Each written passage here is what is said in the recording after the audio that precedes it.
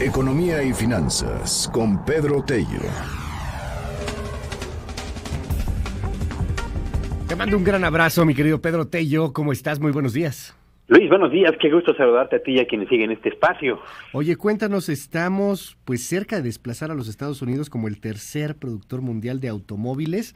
Enhorabuena por la noticia, y hay que cuidarlo, una alerta ahí al gobierno federal, particularmente a la Secretaría del Trabajo. Estas huelgas que, por ejemplo, se estuvieron generando en Matamoros, pues muchas tenían que ver con la industria automotriz, por las partes que se generan, que se producen ahí, y hay varias maquiladoras que ya están diciendo, oye, yo no quiero seguir en México, yo no quiero seguir en estos estados por la inestabilidad que me genera. O sea, hemos ido también que estamos a punto de llegar, y no nos va a pasar como siempre pasa, Pedro, a puntito, ¡ay! Pasó algo y no llegamos. Cuéntanos.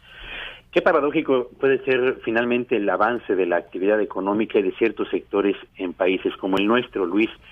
Hace no más de 18 meses, tú y nuestro auditorio recordarán que una de las grandes dudas que existían en México era toda esta oleada de declaraciones de Donald Trump, en el sentido de que la industria automotriz debía regresar a Estados Unidos, so pena de ser sometida a un tratamiento fiscal adverso para evitar la compra de vehículos ensamblados en otros países diferentes a Estados Unidos.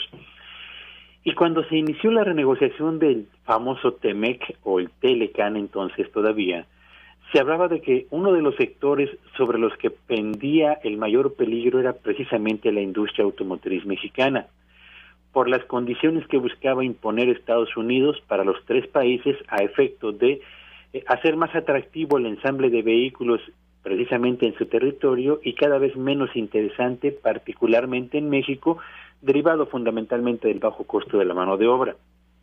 Pues bien, a pesar de aquel clima de animadversión que se había creado alrededor de los ensambladores de automóviles en México, procedente fundamentalmente del presidente de Estados Unidos, Luis, los resultados que dio a conocer la Organización Internacional de Constructores de Automóviles confirman que México se ha consolidado como el séptimo productor o ensamblador de vehículos a escala mundial, pero ya es el cuarto exportador de automóviles a escala internacional. Y vale la pena señalar aquí dos cosas. Apenas en 2017, Luis, México ocupaba la sexta posición como exportador de automóviles en el ranking mundial. Un año después, al cierre de 2018, escalamos 2 posiciones, desplazando a Reino Unido y a Canadá. Y estamos ya cerca de colocarnos en el mismo nivel de exportaciones que tiene en este momento Estados Unidos. ¿De qué tamaño es la distancia que nos separa? Bueno, no parece mucha cuando vemos el monto de las operaciones de comercio exterior, aunque sí hay que reconocerlo, la brecha sigue siendo importante.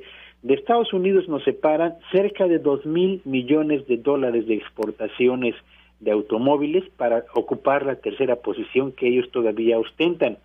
Pero a juzgar por el impulso que ha tenido la industria automotriz en México, por la ampliación de inversiones, por la llegada de nuevos ensambladores y por la perspectiva que se abre tan pronto entre en vigor el TEMEC, yo tengo la impresión de que si México literalmente se pone las pilas o las ensambladoras lo hacen, en no más de 5 años estaremos ocupando la tercera posición a escala mundial en uno de esos rankings que colocarían a México como una potencia automotriz mundial, que ojalá sea acompañada también por posiciones en igual sentido en otros sectores, particularmente de la actividad industrial, Luis. Así que cerca de la tercera posición en el ranking mundial de exportaciones de automóviles. Gracias Pedro Tello, te mando un gran abrazo. ¿Tu Twitter?